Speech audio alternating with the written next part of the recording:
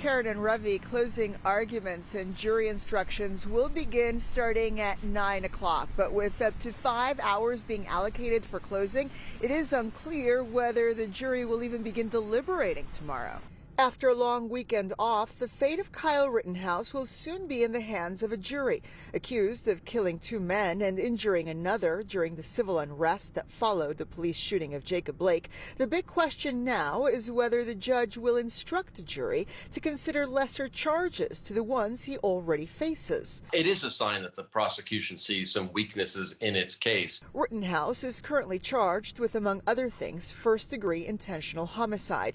Prosecutors have asked the judge to allow reckless endangerment as well. Intentional homicide requires intent to kill. Very tough to prove, especially as this case unfolded.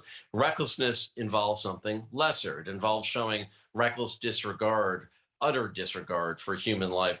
That's still not easy, but it's easier to show than intent to kill.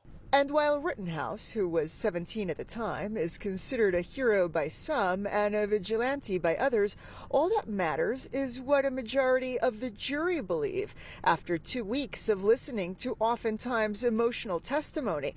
Was it self-defense, as Rittenhouse himself has argued, or not?